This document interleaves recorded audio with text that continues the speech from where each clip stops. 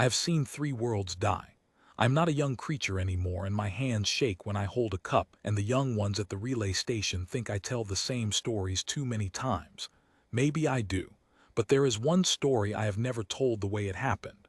I told it small because the truth of it was too large to fit in my mouth. Tonight I am going to tell it the way it was. You can believe me or not. I was there. That has to be enough. My name is Renor Vale. I was a signals officer of the Scythily, and on the moon they called Ossian Verge, I learned that the oldest lie our people ever told was not a lie at all. Let me start with the lie because you have to understand it first. You have to understand that where I come from, humans were a bedtime story. Nothing more than that. When I was small, my hatch mother would dim the glowstones and tell us about the ones who would not yield, a species from a blue and drowning world at the far black edge of the spiral, a people who fought a war so terrible that the stars themselves went quiet for an age afterward. In the stories, they were monsters. In other stories, they were saviors. It depended on who was telling it and what they wanted you to feel. But every version ended the same way. The humans went behind a wall of silence at the edge of charted space, and they never came out again, and that was so long ago that by the time my hatch mother told me the story, no one alive had ever met one. No one's grandparents had met one. They were as real to us as the gods, which is to say, not real at all. A thing you say to make a frightened child sleep. Be brave, little one. Be like the humans were. Now close your eyes. I never thought about them again, until I was 300 days into the worst war my people ever fought, kneeling in cold mud on a moon that did not belong to any of us, listening to the enemy come. The enemy was the Vor. I do not like to write that name. Even now, after everything, my mouth goes dry. You would not have liked them either. They had been moving through the spiral arm for longer than my people had kept written records, 300 years that we knew of, maybe much more. They did not negotiate. They did not take prisoners in any way we understood the word. They came to a system, and they consumed it, and they moved on, and where they had been there was nothing left but quiet. They were not evil the way the villains in stories are evil, full of speeches and cruelty for its own sake. They were worse than that. They were patient. They were thorough. They came like weather. You cannot bargain with weather. You can only get out of its way, and we had run out of places to run. The compact was what we called ourselves by then. 11 species who had nothing in common except that we were all going to die if we stood alone. The Drevi with their long, sad faces. The Holt, who could not speak our languages but built machines like dreams. My own people, the Scythily, who were good with signals and numbers and not much else. And 7 others, all of us crammed together into one shrinking pocket of stars, holding a line that kept getting shorter. Ossian Verge was the line. If Ossian Verge fell, the orbital yards above it fell, and if the yards fell, the compact lost the only place we could still build ships faster than the Vor could break them. Everyone understood this. No one said it out loud. There are some things you do not say out loud because saying them makes them more true. I want you to picture the place because the place mattered. Ossian Verge was a moon, but a strange one. It had air, thin and bitter and tasting of iron, and it had weather, and the weather on the verge was the worst I have ever stood in. There was a wind that never stopped. It came down off the ridgeline in the long hours, and it carried a fine gray dust that got into everything, into the seals of your suit, into your eyes, into the food. The sky was the color of a bruise that would not heal, this deep purple gray, and twice a day the gas giant the moon circled would rise over the ridge, enormous and banded and silent, and for a little while everything would turn the color of old blood. The veterans said you got used to the light. I never did. Every time it rose, I felt like the whole sky was watching us fail. We had dug into the western ridge, thousands of us, in trenches and bunkers cut into the rock by Holt machines. We had guns that could put a hole in a mountain. We had courage, the kind of courage you have when there is nowhere left to go. What we did not have was enough. Every dawn the Vor came up out of the lowlands in their gray tide, and every dusk there were fewer of us in the trenches than there had been at dawn.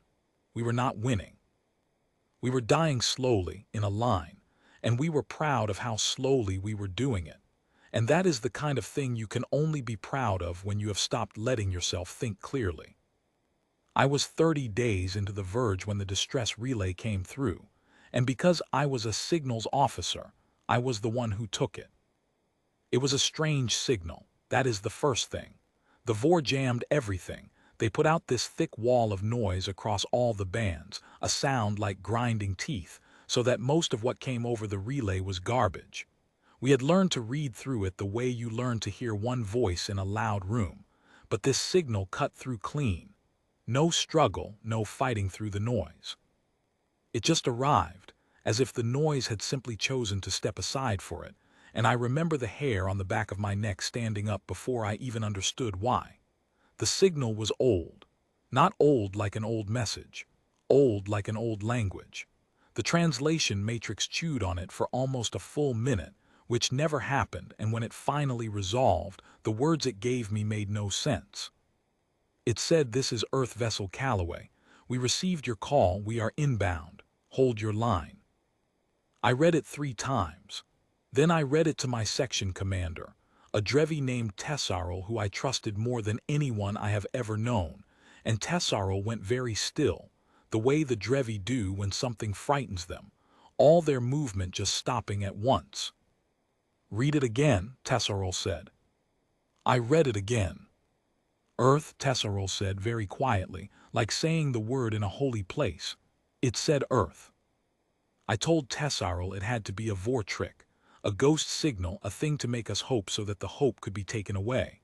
The VOR did things like that sometimes, but Tessarl was already shaking that long, sad head. "The VOR don't know that word," Tessarl said. "It's not in any tongue they've ever stolen. I'm not sure it's in any tongue at all anymore. Renor. That's a word out of the old stories. That's the drowned world. That's where the humans came from." And I laughed. I am ashamed to write that, but I did.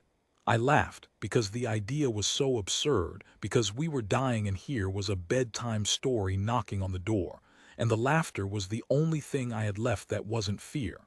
I said something I do not want to repeat. Something about how next the gods themselves would land a shuttle and hand out blankets. Tessarl did not laugh with me. Tessarl just looked at the bruise-colored sky for a long moment, and then said the thing I have carried every day since. "If it is them," Tessarl said, "then they came when no one else would, and we should be ready to feel ashamed of how little we believed." I did not understand that then. I do now. The ship came down 2 days later in the worst of the morning wind, and I saw it. I want to be careful here, because over the years I have heard people describe that ship as something out of a glory song, all light and thunder, and that is not how it was. It was not beautiful. It came in low over the eastern flats, this dark blunt shape with no grace to it at all, scarred and patched and clearly very, very old, trailing smoke from somewhere it should not have been trailing smoke from. It did not glide. It came down hard on stuttering jets, like something that had been falling for a long time and had simply decided where to stop. It hit the flats and threw up a wall of gray dust that the wind tore apart, and for a moment I could not see it at all, just the dust and the bruised light.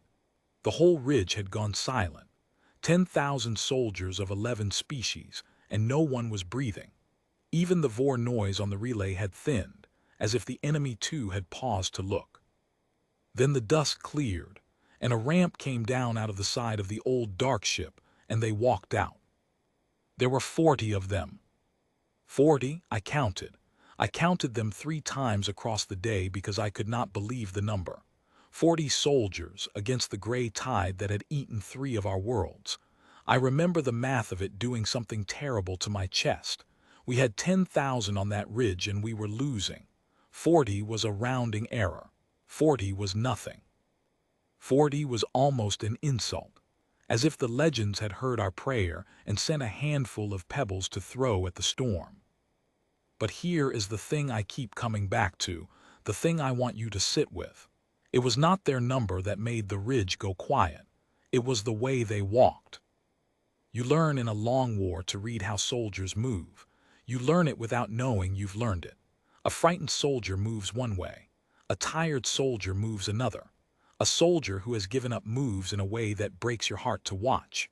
And we were all of those things by then, all of us on that ridge, frightened and tired, and most of us a little bit given up, and our walking showed it whether we wanted it to or not. The humans did not walk like that. They came down that ramp into a wind that had been beating us flat for 30 days, onto a moon where everyone they could see was already half defeated, facing an enemy that had never lost, and they walked like people walking to a job they had done 1,000 times before. Unhurried, certain, bored almost. One of them, I would learn later this was their sergeant.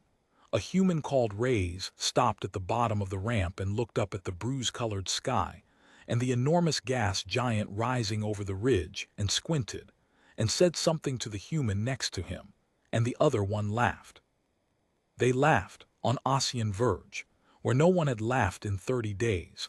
I heard it over the open channel and I did not understand the words, but I understood the sound and it did something to me I cannot fully explain. It was not cruel laughter. It was not brave laughter either, the forced kind we sometimes made to keep our courage up. It was just easy. The laughter of people who were exactly where they meant to be. Tesoro found me at the signals post an hour later. The humans had been brought up to the command bunker to meet the Verge's high commander, a stern old Holt named, well, the Holt names do not translate, so we called him the Anvil, and the name fit. Tesoro had been in the room. I asked what they were like, the humans, up close, and Tesoro took a long time to answer. Small, Tesoro said finally. Smaller than the stories, soft almost. Their skin is soft, did you know that? No plating, no scales. You could hurt one with your hands. And their eyes are wet and they only have 2 of them and they get cold, Renor. They were cold in the command bunker and one of them was rubbing his hands together. They are the most fragile soldiers I have ever stood next to. I said that did not sound much like a legend.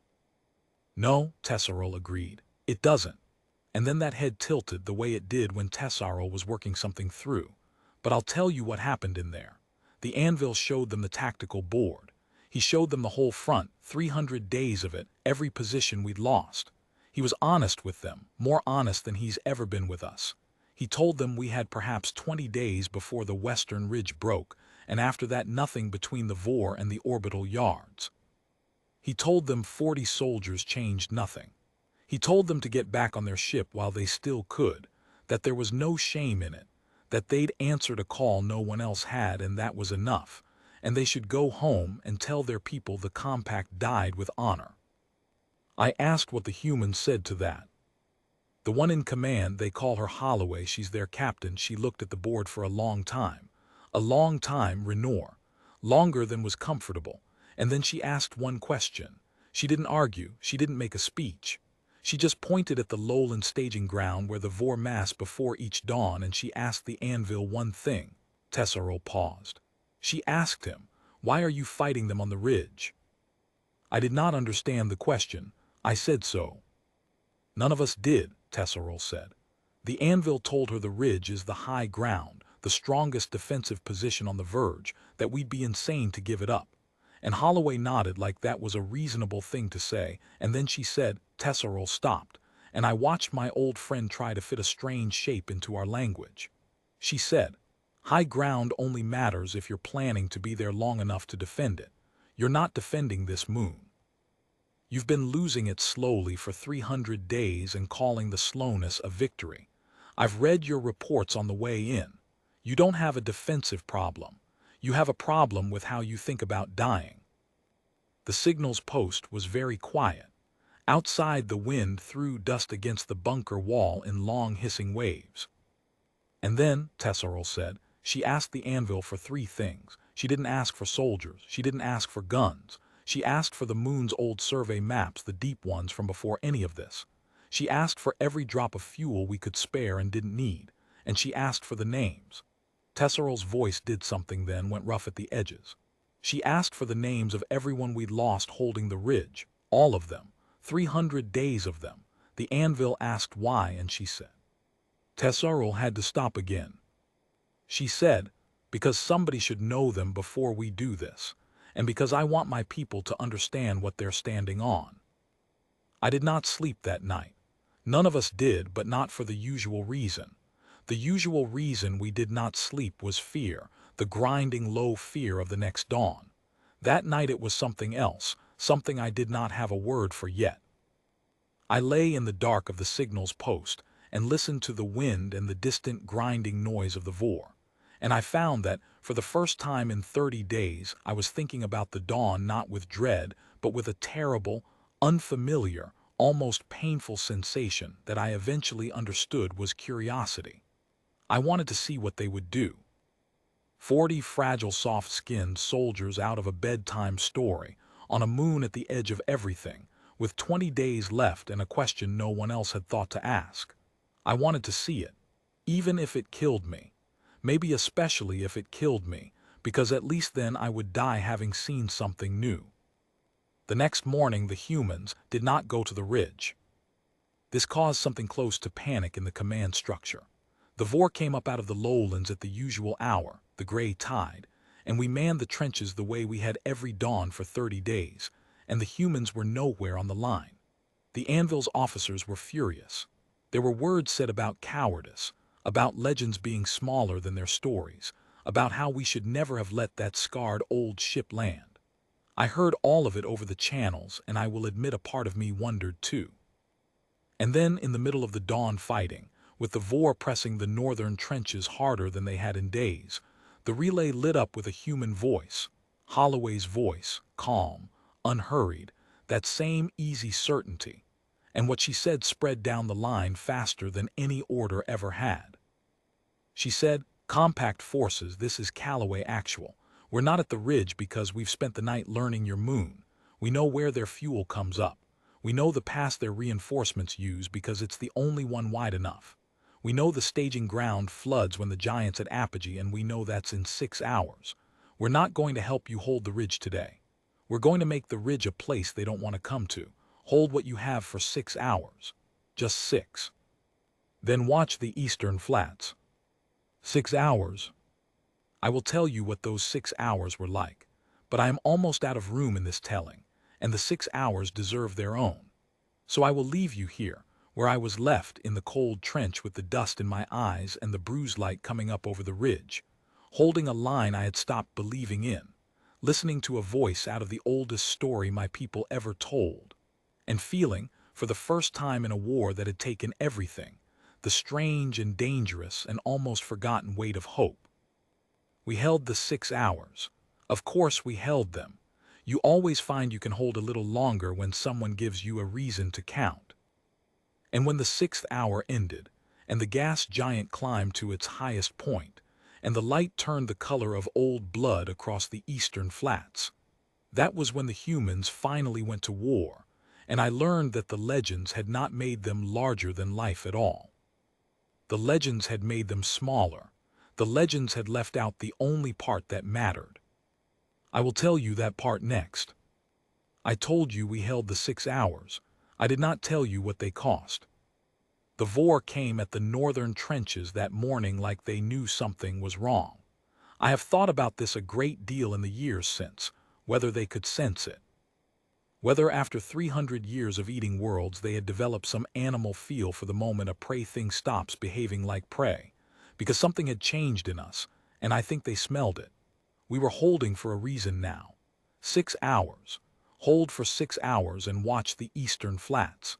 It does not sound like much, a number and a direction, but you have no idea what it does to a tired soldier to be given a finish line. For 30 days we had held for nothing, held just to hold, held because the only thing worse than holding was the silence that came after you stopped. Now we held towards something, and the Vor came at us harder than they ever had, as if to punish us for daring to count. I was not in the northern trenches. I was at the signals post on the western ridge, which meant I heard the northern trenches instead of fighting in them, and I want to tell you that hearing it was worse, but that would be a lie I tell to make myself feel braver than I was. It was not worse. I was glad I was not there. I listened to Drevi and Sithily and Holt voices on the open channel for 6 hours, and I listened to some of them stop, and there is a particular way a voice stops on an open channel in a war. Not a scream, Usually, the screams are rarer than the stories say, but a small sound, an intake, a word half started, and then the channel just carries on without them, and somehow the carrying on is the part that breaks you. We lost 211 soldiers holding the northern trenches that morning. I know the exact number because I logged it. Logging the dead was part of my work. I had logged thousands by then. I had stopped feeling it mostly, the way you stop feeling a sound you have heard too long. But that morning I felt everyone, because every one of them was holding for a finish line that a soft-skinned creature out of a children's story had drawn for them, and I needed it to be real. I needed those 211 to have died for something true. And the humans, through all of it, said almost nothing. That was the part that gnawed at us. While we bled on the line, the Callaway and her 40 went dark. Not silent, Holloway gave us our updates, calm and spare, a voice checking in like a watch officer on a quiet night. 4 hours. Hold, 3 hours. You're doing fine. But of what they were actually doing out on the flats in the lowland passes, down where the Vor fuel came up, nothing. No glory, no thunder, no song. Just 40 fragile soldiers vanished into the bruise-colored dust on a moon they had learned in a single night, doing work we could not see and would not have understood if we had. Tesoro came up to the signals post in the 5th hour, bleeding from a long gash that ran the length of one arm, having pulled 3 wounded out of a collapsed section of the northern line, and Tesoro sat down next to me without a word, and we listened together to the channel carry on without the people who had stopped. And after a while Tesoro said, very low, "If they don't do something, Renor, those 211 died for a soft-skinned liar." I did not answer. There was nothing to say. The 6th hour was coming and the gas giant was climbing toward its highest point, enormous and banded and silent over the ridge, and the light was beginning to turn, that slow, terrible reddening that I told you about, the light going the color of old blood across everything. And the Vor, sensing the kill at last, the northern line buckling, came pouring up out of the lowland staging ground in a gray tide bigger than any we had faced, more of them than I had ever seen in one place, because they knew the line was about to break and they were committing everything to break it. That was the moment. I understand it now, looking back. That was the exact moment Holloway had been waiting for, not a moment she hoped for, a moment she had made.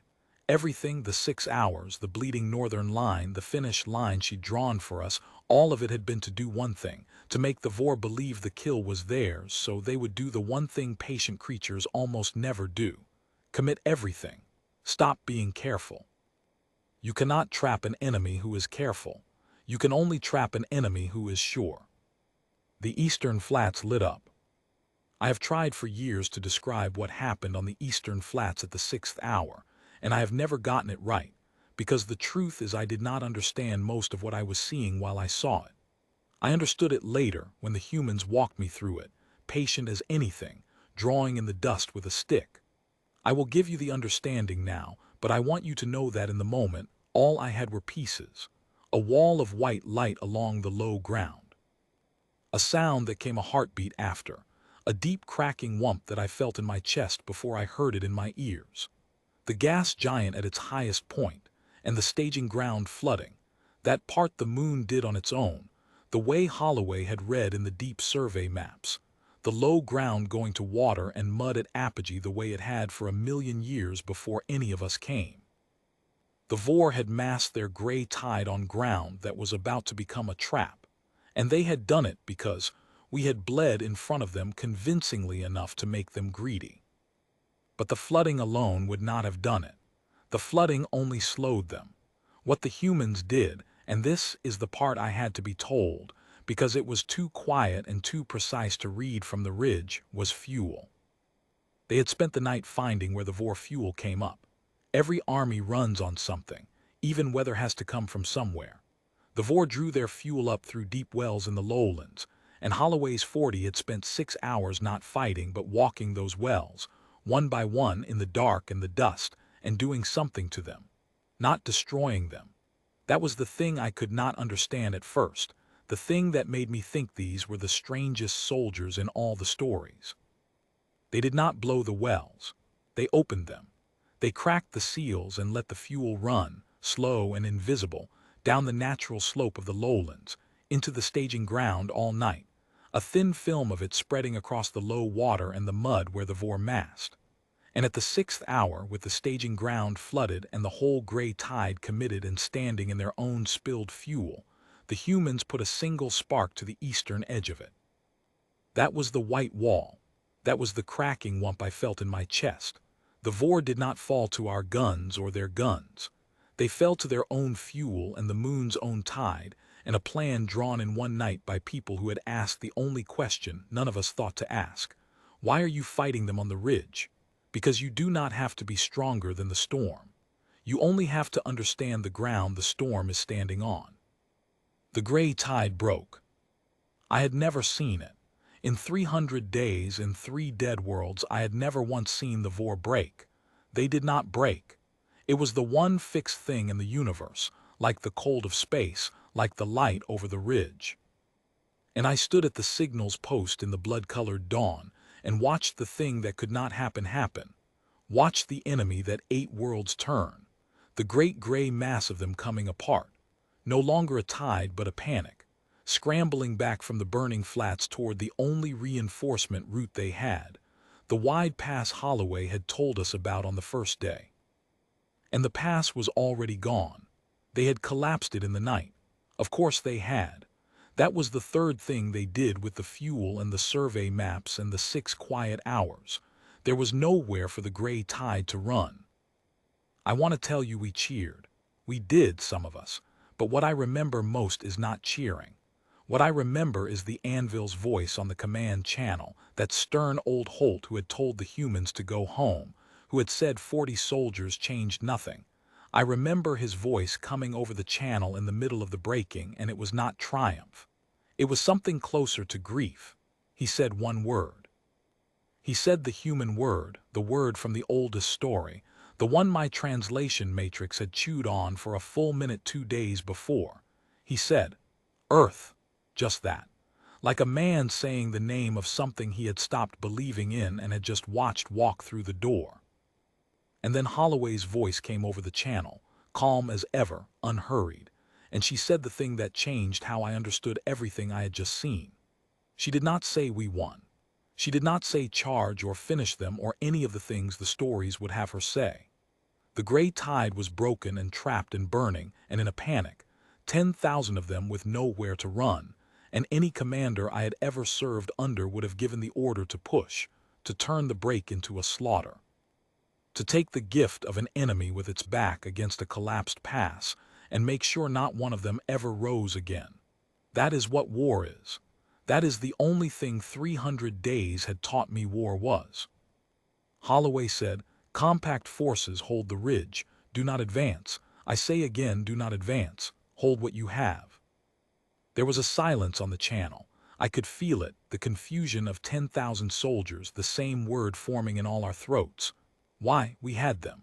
For the first time in 300 years, someone had the Vor broken and trapped, and we were being told to hold. One of the Anvil's officers, a Drevi, said it out loud, said it for all of us. His voice ragged. They're breaking. We can end it. Why are you holding us back? And Holloway's answer is the reason I am telling you this story at all. It is the reason that, of all the things I saw on Ossian Verge, this is the one I have never been able to put down, she said. Because broken isn't the same as beaten. Look at them. They've never run before, they don't know how.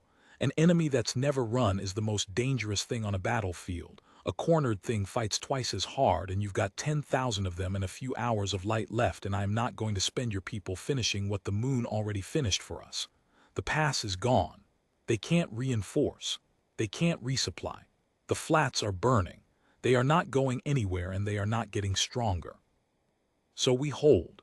We let them sit in the dark and the cold and the mud, and we let them feel for the first time in 300 years what every world they've ever eaten felt. We let them understand they're going to lose. And tomorrow or the day after, when they understand it down in whatever they have for bones, then we'll talk to them. Not before. I didn't come all this way to kill 10,000 creatures who have already lost.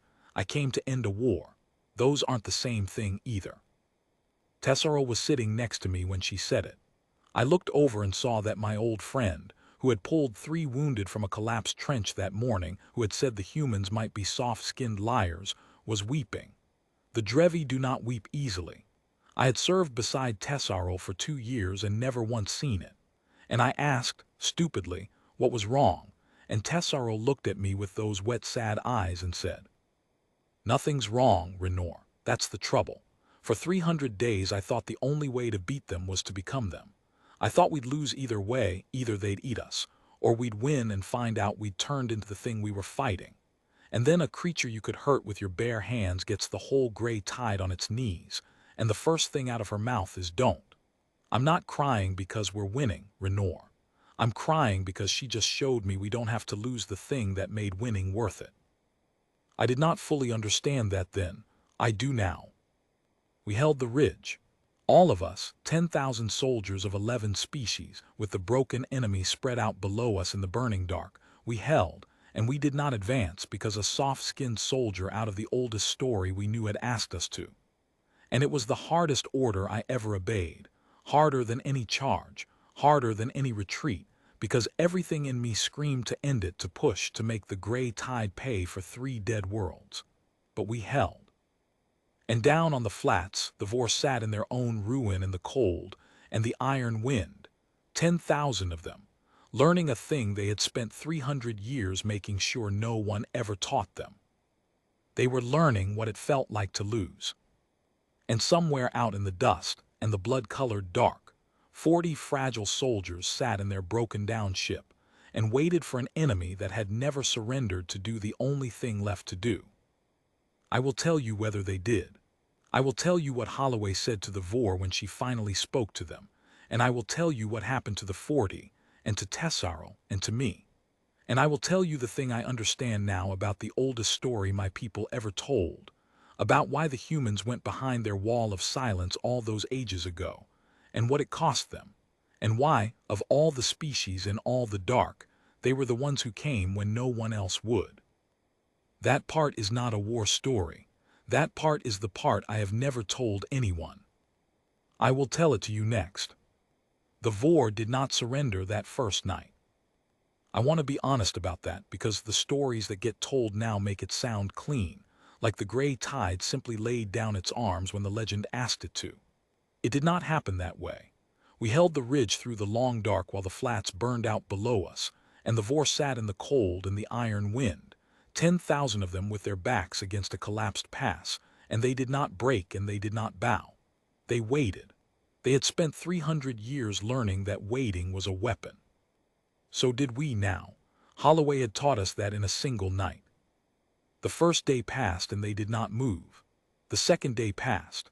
The flats went from burning to smoking to cold, and the dust came down off the ridge in those long hissing waves, and twice each day the gas giant rose and turned everything the color of old blood, and 10,000 Vor sat in it and learned, hour by hour, the thing they had made certain no one ever taught them.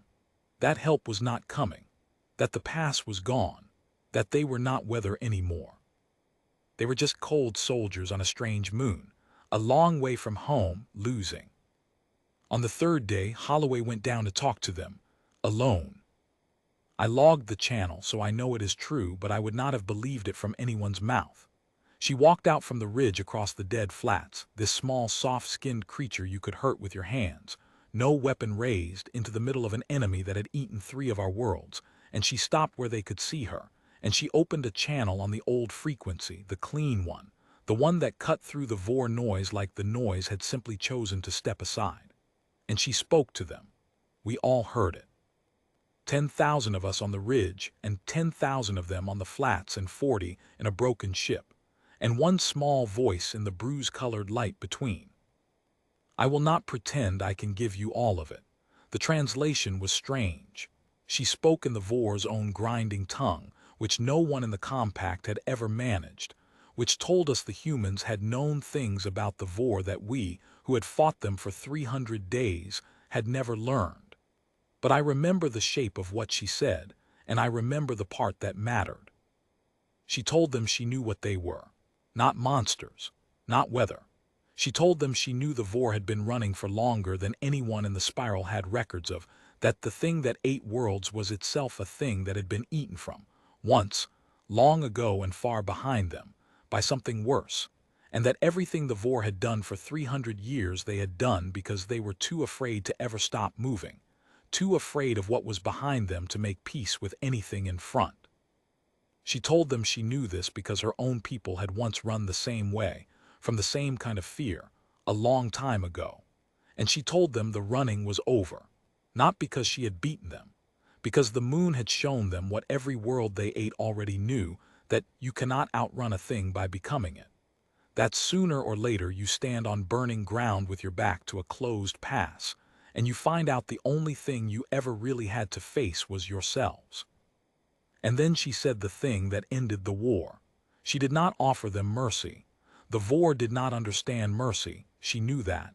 She offered them something they understood. She offered them a place to stop running. It took 2 more days. There were Vor who would not take it, who chose the cold and the dark over the unbearable strangeness of being offered something instead of taking it, and some of those did not survive the choosing, and I will not pretend that part was clean either. But on the 5th day, the grinding noise that had filled every channel for 300 days went quiet, just stopped. All at once, across the whole front, the sound that I had stopped being able to hear because I had heard it so long, it stopped.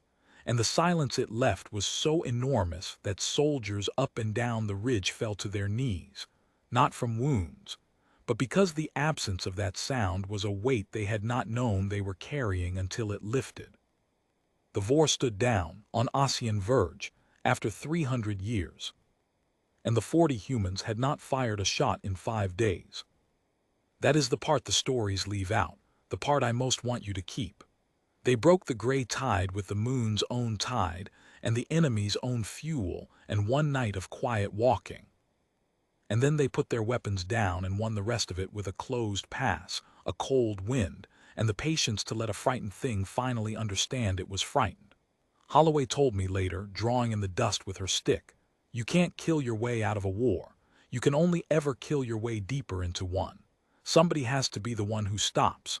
We learned that the hard way. Figured we'd save you the trouble of learning it the same way."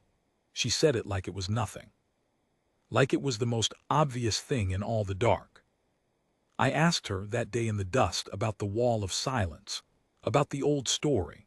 I asked her why her people had gone behind it all those ages ago, and why they had stayed, and why, after so long, they had come out for a handful of strangers on a moon at the edge of everything. I told her the legend said the humans had vanished because they were broken, or proud, or done with the rest of us. I told her that where I came from, she and her 40 were a bedtime story, a thing said to make frightened children sleep. She was quiet for a long while. The wind came down off the ridge and moved the gray dust around our feet, and the gas giant was low and red on the horizon, and she looked at it the way Tessarol had looked at the sky on the first day. "We won a war once," she said. "A long time ago. The kind of war you don't come back from the same. We won it, and then we looked at what we'd had to become to win it, and we didn't like the thing in the mirror. So we went home. We didn't go behind a wall because we were broken or proud or better than anyone. We went home because we were scared of ourselves. We figured the kindest thing we could do for the rest of the galaxy was stay away from it until we were sure we remembered how to be people again, and not just the thing that wins." She picked up a handful of the gray dust and let the wind take it. "Took us a long time, longer than your stories. And the whole time we were home learning how to be people again, we kept hearing the calls, distress calls, worlds going quiet one after another, out in the dark. The gray tide, eating its way toward us, slow as weather. And we sat behind our wall and we listened to them go quiet, because we'd promised ourselves we wouldn't come out until we were sure." She looked at me then, with those wet 2-eyed soft-skinned eyes. "And one day," she said, "I realized that was the same fear the Vor were running on. The fear of being the thing that does harm. We just learned to wear it the polite way, sitting still, doing nothing, calling our silence wisdom. And I thought, There's a moon out there at the edge of everything, with 10,000 soldiers on it holding a line they don't believe in, and they've been calling, and we've been listening. And we are exactly as guilty as the Vor if the only difference between us is that we feel bad about it. She shook her head slowly. So we came, 40 of us, the ones who couldn't stand to listen anymore. We didn't ask permission. The wall's still there. Most of my people still think we were wrong to come. She almost smiled. Maybe we were, but I'd rather be wrong out here in the wind with you than right behind a wall listening to worlds go quiet. I have thought about that every day of my life since. We lost 11 of the 40. I should have told you that earlier, but I could not find the place for it, because grief does not come when you arrange for it. 11 humans died in the night work and the days that followed, and we buried them on the eastern flats where the tide had turned. Among the names, because Holloway had asked on the first day for the names of everyone the compact had lost holding the ridge, 300 days of them, and she had her people carry those names down to the flats and lay them with their own dead, so that when the war ended there was one ground that held all of us together, 11 species and 40 strangers. No wall between any of them at last. I helped carry the names. It is the proudest work of my life. Tessaro carried them beside me, that long arm still bandaged, and neither of us spoke, because there was nothing that needed saying that the ground was not already saying for us. Tessaro lived. I am glad to write that. Tessaro lived a long life after the Verge, and helped build the peace that came after, and the Vor, what was left of them, the ones who chose to stop running, became, in time and against every expectation, part of the thing they had spent 300 years trying to destroy. I do not know how to explain that to you if you did not live it. I am not sure I believe it myself some mornings. But I have stood in a hall on a world that the Vor once would have eaten, and watched a young Vor and a young Drevi work side by side over a machine, and I have had to leave the room because I could not hold what it did to my chest. The humans went home, most of them. Not behind the wall. I think something changed in them on the Verge, the way something changed in all of us. But they went back out into the dark to answer the next call, and the one after that, because it turned out there were always more and 40 was never going to be enough, and they came anyway. They always came anyway. That I have learned is the whole of what they are. Not the strength the stories gave them, not the size. Strip all of that away and what is left, the only thing that was ever true under the legend is this. When the call came and no one else would answer it, they answered it, knowing it might cost them everything. Knowing 40 was nothing against the storm. They came anyway. I am old now. My hands shake when I hold a cup. The young ones at the relay station think I tell the same stories too many times, and they are kind about it, and they do not believe the half of what I say, and I do not blame them because I would not have believed it either. To them, humans are something out of history, a thing that happened a long time ago and far away, half legend already. The way they were to me when I was small and my hatch mother dimmed the glowstones and told me to be brave, to be like the humans were, and close my eyes. But I want to tell you the thing I understand now that she did not. She had it backward, my hatch mother, and so did all the stories.